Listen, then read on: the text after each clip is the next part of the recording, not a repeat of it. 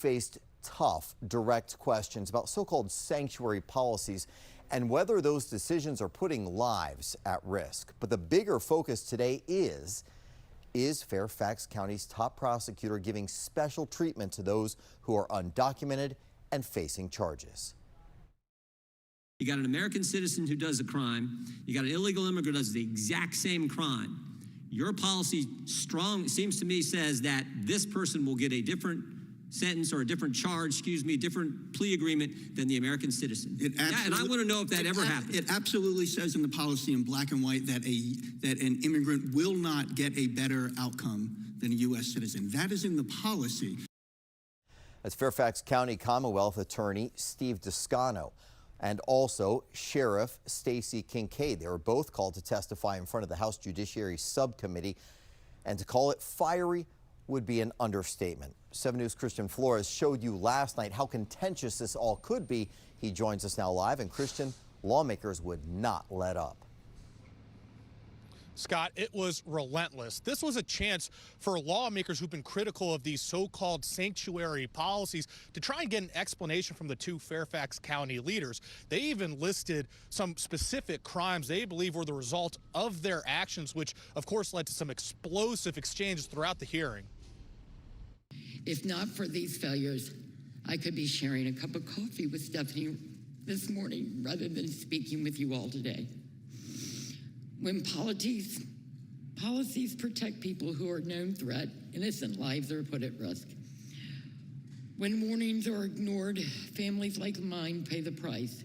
This is not just about Stephanie. This is about every mother. This tearful message from Stephanie Minter's mother kicked off the hearing on Capitol Hill to get to the bottom of Fairfax County Prosecutor Steve Toscano's policies. Ms. Minter, I am deeply sorry for your loss, and I say that not only as a prosecutor, but as a parent of a daughter. I am sorry for what you are having to endure. And I promise that my office is doing everything we can to prosecute the man responsible. The suspect, Abdul Jallo, was in the country illegally when he allegedly stabbed Minter to death. He had been arrested more than 30 times, with Toscano dropping many of these charges. The Commonwealth's attorney and lawmakers sparred over this case and other similar incidents. This person was a threat.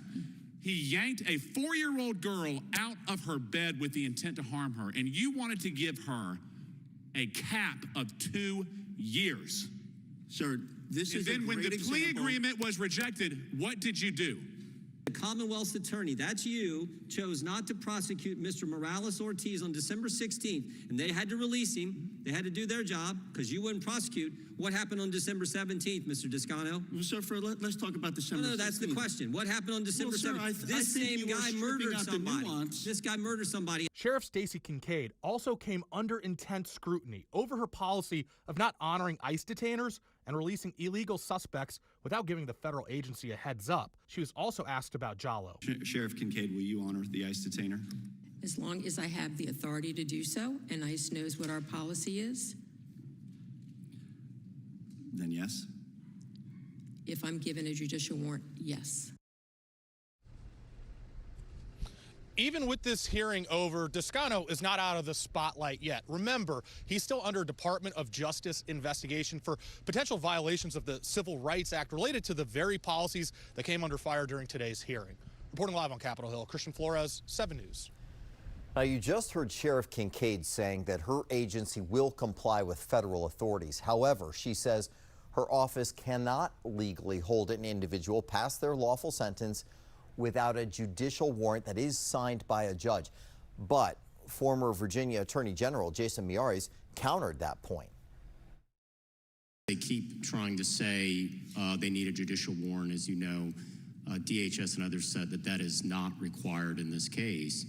And what you've seen actually in Virginia, disturbingly, is that we just had our current governor pass an executive order, first one, EO1, that banned cooperation with federal immigration authorities, not just with the state police or returning Governor Youngkin's policies, but also with the Department of Corrections.